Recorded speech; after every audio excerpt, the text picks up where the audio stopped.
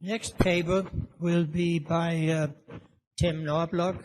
I'm co-author of that paper, and the background of that is that a couple of years ago I was asked would I be the mentor of Tim. Tim has a degree in petroleum engineering from Penn State, worked for many years, then for Amoco in the Appalachians, and then Quaker State in the Appalachians, and then slowly got into the reserve estimating and so on of the typical Clinton wells that we all know about from Ohio and other places in Pennsylvania. And in 97, I believe it was, Tim Knobloch joined with James Engineering, and the company became James Knobloch Petroleum Consultants, where Tim has been functioning as the president for more than a decade. In any case, I got involved. I was asked would I assist in mentoring Tim over the last couple of years towards not just being a petroleum engineer, but also being a minerals appraiser. That's been a pleasure to me, and I am happy to say now that Tim is fully certified minerals appraiser by the American Institute of Minerals Appraisers. Today we'll hear one of his case histories, namely what he learned from his work on the Marcellus Shale in the Appalachians. Tim?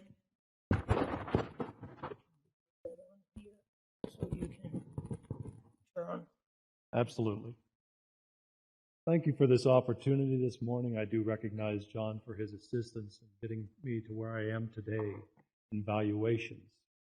2 years ago, I did not know what the acronym, as he said it many times, USPAP. And I am thinking, what is USPAP? What is HBU? I had no idea. I now know and appreciate those terms. What I'd like to do today,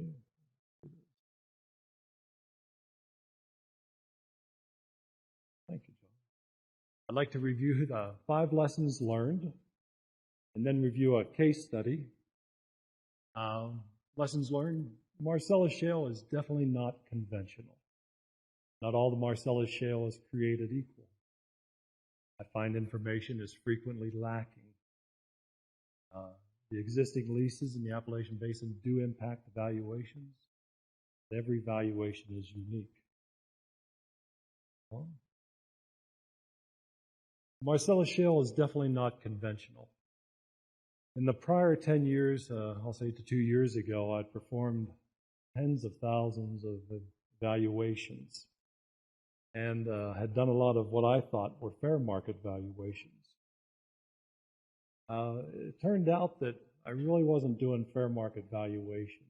I was just taking a reserve report and maybe applying some good matrix to that. Forrest Garb, that you may be familiar with. I was looking at evaluations for persons who were deceased. They had bought or owned minority interest. Maybe they had a royalty interest in wells that maybe were in the 50 to 200,000 range for reserves. And they were probably on the tail end or the end of those reserves to be produced. And the lease bonus during those evaluations, could be anywhere from $10 to $20 an acre. And I typically end up with a PV10 value, and I would apply a 3 to 4 times cash flow, maybe 71% of the PV10 value, a third of the value of the future net cash flow, and coming up with a fair market value. Well, then along came the Marcellus, and it did not take me 1 or 2 valuations to realize that I was not adequately equipped to do undeveloped valuations of the Marcellus Shale, and I quickly sought out help. In those cases, I saw the client was alive. They were doing estate planning. We were looking at reserve potentials of anywhere from 3 to 10 BCF or more, and now the lease bonuses were in the $2,500 to $5,000 per acre. I sought out John's help. Again, the purpose of those valuations for estate planning, gifting, etc. Lesson number 2, not all Marcellus Shale is created equal. While it is broad spread over a really broad geographic area, the majority of the activity to date is either in northern West Virginia, southwest Pennsylvania, or up in northeast Pennsylvania. And for those of you that are unfamiliar with the Marcellus Shale play, there really wasn't a lot of activity up in the northeast Pennsylvania area, whereas the majority of the other areas there were. As of now, of the probably 70 rigs that are running in Pennsylvania, all the wells being drilled are horizontal wells. They're somewhere between 3,000 foot and 5,000 foot laterals. The completion results, or the completions that they're doing on those wells, have changed dramatically over the past 5 years, where they were initially treating 1,000 foot of interval, and now they're treating somewhere in the range of 200 to 250 foot intervals. The EUR range, though, does still vary. I'm seeing that broad range of 3 to 10 BCF plus. For the appraisers out there or evaluators, it's important to recognize that the BTU content, as range resources would call it, would be super rich in the southwest Pennsylvania area, whereas up in the northeast PA area, it's relatively dry gas, somewhere in that 1050 BTU range. To bring home the importance of the wells, these are not cumulative production values, whereas you see the one here of 4.494, 4.5 BCF. That is the past 5 to 6 months of production from one well during the second half of 2012. These are just the top 20 production values for that time. So you see that we range from 4.5 BCF down to 1.6 BCF. Of all of these counties, all but 2 are up in northeast Pennsylvania. Only the Greene County wells, owned by Equitable, are in the southwest part of Pennsylvania. These are very significant volumes, and even if this takes a 70% decline rate at 4.5 BCF, it's going to be 15 to 20 BCF per well. Lesson number 3 that I found, that information is relatively hard to find, good information. On the public relations side, I turn to generally the state databases. For Pennsylvania, at the Pennsylvania DEP, you can generally get a good idea of what wells are being drilled, get the API number, the completion date, etc. And the semi-annual production data. So we get 6 months of data, every 6 months. The other source of data is PA-IRIS. It's a subscription that you can pay $5,000 for and generally get all the completion and plat information that you would require. In West Virginia, we turn to the West Virginia DEP. Again, we can generally get good well information, seeing API numbers, where they're located, etc. And we get monthly production every 12 months, normally reported in March. Again, we can turn to a private subscription to Seneca Technologies, who will gladly provide us with the plats and the completion reports for most of the wells. In Ohio, I'll combine this with the Utica Shale, that we turn to the Ohio Mineral Management. And for them, we can generally get plats and completion reports, and we get annual data once a year. We turn to the courthouses. While we generally find good leasehold information there, and lease information, we find generally no bonus information there. Those are generally all separately recorded, they're separate deals, and so the only way that you get that bonus information is to go out and make calls to folks who are in the oil and gas leasing profession, or make calls to people to try and get good bonus information. I found a relatively good source of information is company websites, although you have to realize that the company is somewhat promoting their stock. So we always keep that in mind when we're looking at the news releases, their 8Ks and their 10Ks. But there is often good sources of information there, especially of sales and divestitures. The harder part sometimes is where we look at the client-provided information. We typically find ourselves working for mineral owners through estate planners and attorneys. And these estate planners, now calling themselves oil and gas estate planners, or attorneys who were previously just attorneys are now oil and gas attorneys. In essence, though, they know very little about our industry, and therefore they know very little about the interests that are being valued. So they don't know the difference between an executory interest, non-participating royalty interest, or an overriding royalty interest. They do not know the difference or appreciate the difference or the effect that it has on the valuation. Ergo, assume nothing.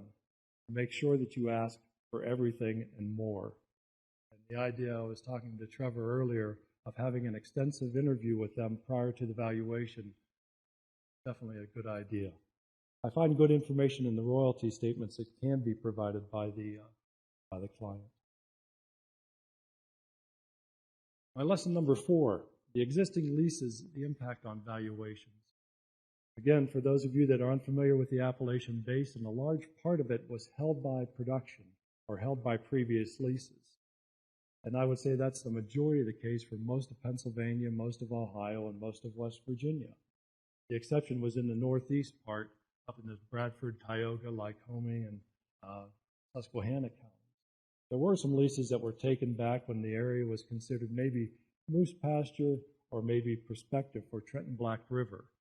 And for some of those folks, that turned out to be a good deal, that they were able to sell those leases for Marcellus Shale development. It should be noted that the existing leases were at the 12%, 12.5% rate, and not the 17 or 18%, 17 to 20% rate that current leases are going.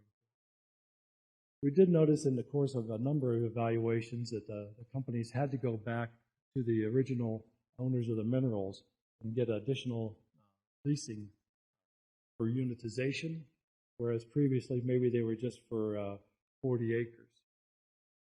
We also noted that the operators grabbed the additional of the bonuses, which created really a lot of heartache for the folks that had the leases. So you are maintaining a lease for somebody that was basically a 1 MCF or 2 MCF a day. You own 100 acres, and suddenly the operator of the well received $2,500 an acre, and you don't get anything out of that. Just a perspective that maybe your property will be developed, and you'll get your 12.5% royalty, part of a Marcellus Shale well. We do definitely find that the unitization agreements are unrecorded, and that the current lease bonuses are also largely unrecorded. As I mentioned to you earlier, 2 years ago, I didn't know what USPAP was. I didn't know what highest and best use was. I now know and appreciate those. And this is the basis for a lot of my approach now for all evaluations. Using USPAP, determining the highest and best use, going to our standard appraisal practice, reconciling those values that we come up with, and then possibly giving at least consideration for discounting for lack of control, liquidity, and marketability. Again, I turn to USPAP for the standard report components, and these are all part of my current reports now. John has mentored me well as to keeping track of information, how to apply the information into valuing the properties. Basic steps that I use, I always find it of great value to know where the property lies in relationship to current activity within the area. So I normally ask a mapping tech for me to identify the property and bring in everything on a very regional basis, at least a county-wide basis, and then bring it in at 4,000 feet per inch and 2,000 feet per inch, so I can see exactly what's permitted, what's been drilled, what's producing, and so that I can track down those values. I get as much client data as I can. I get as much public data as I can. We try to define the larger parcel, unitary holding, establish the highest and best use, and then estimate a fair market value. In estimating the highest and best use, I'm normally caught between two ranges. One is undeveloped, non-producing properties, which are definitely more of a challenge for me, considering my background. But the highest best use for those are generally to treat them as land positions somewhere and the highest best use is to barter, sell, or trade them. Whereas for developed producing properties, the highest and best use is to produce income from the production of oil and gas. So it's really important to define what the property that you're valuing, what is it? Is it raw land? Is it just run-of-the-mill shale acreage? Is it in the Marcellus fairway, which is very important? Is it a direct offset to producing wells, or is it actually a producing property? This particular chart, I believe, was prepared by John Gustavson, helps really in the explanation and evaluating certain interests. In this case, we don't have enough time to go through it all, but the chart tells you the relative value of each of the interests compared to the total. And I'll take you from the raw land to the producing well for, say, a 5% override. In the raw leased land stage, an override is really worth very little or nothing at this stage. And the distribution of executory to non-participating royalty is about 90 to 10%. And the distribution between the override at 1%, the leaseholder is 25%, and the landowner is 75%. Whereas we go maybe at the Marcellus fairway stage, the 5% override is worth about 5% of the overall value. We take it to a producing well, and the overriding royalty is now worth much more because he's finally got to a de-risked stage and he's actually getting income from that overriding royalty. Brings me to my lesson 5. In all the evaluations that I have done, and I'm speaking to the folks that have done valuations for much longer than I have not found one of them be exactly the same. And so as much as I would like to rush into an evaluation or a valuation and say X plus Y equals Z, that is not the way that I found these valuations being accomplished. You have to consider all the information that you have each time. I'd now like to briefly review with you an example from northeastern Pennsylvania. This is where we were valuing an overriding royalty interest. It was Marcellus Shale, covering 2 counties and 27 townships. There were 1,300 leases over 70,000 acres. At the time, there were 20 drilling units formed, 500 wells were permitted, 50 wells producing. You can see the relatively large area. There were basically 3 different operators in these 3 different areas based on the color codes. You can see the drilling units. Major evaluation steps were to prepare a map of the wells in the acreage, have a reserve classification or geologic review completed. I evaluated the producing well EUR, determined the highest and best use, considered and applied the appraisal methods, and then did the reconciliation. The map preparation was critical to the identification of which of the acreage was actually included in drilling units, or maybe wasn't in a drilling unit but could be. We assigned a reserve category based on geological and engineering assessment. You can see that of the total 77,000 acres, we ended up classifying about 60,000 acres as contingent resource. Only 700 acres was as proved producing, 300 as non-proved non-producing, 15,000 as probable, 3,000 as possible. When you look at the 3 areas, again, you can see that we only had roughly 2 producing wells here, 3 here, 40 in area 3. Fracked wells, or wells that have been drilled, fracked but not producing. Drilled wells had been drilled but not yet fracked, spudded. They'd been started, permitted.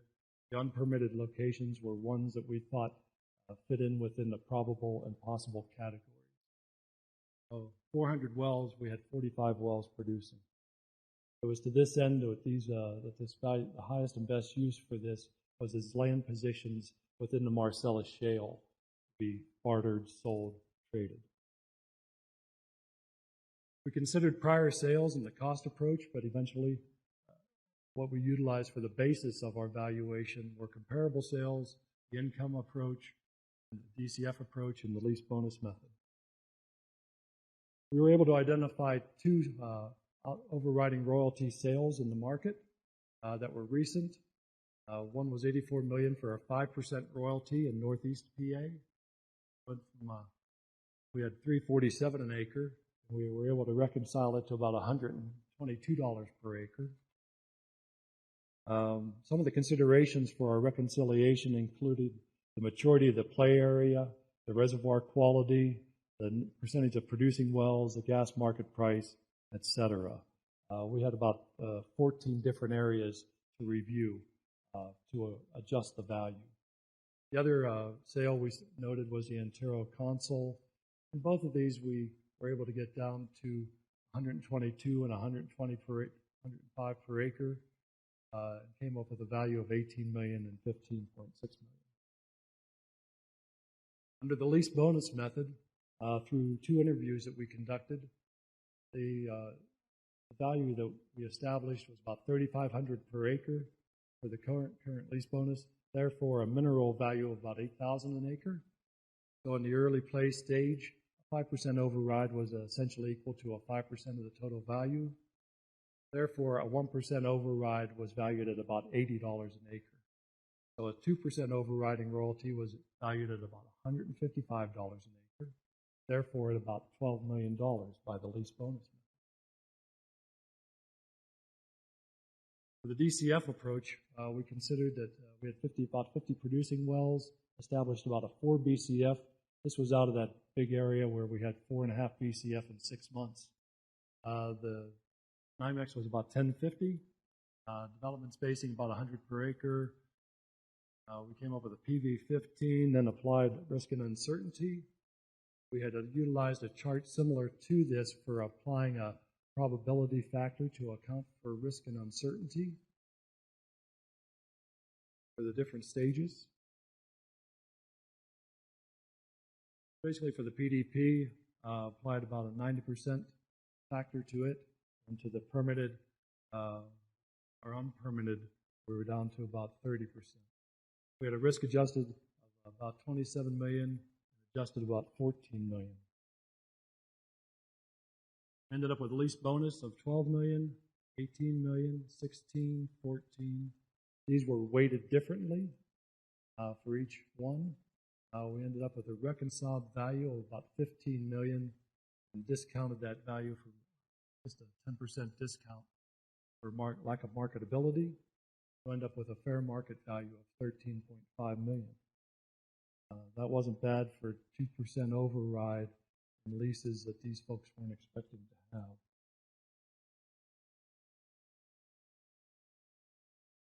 Note the following lessons learned that I've learned so far in each valuation that I complete. I continue to learn something more. For my time this morning, I say thank you. I appreciate your time.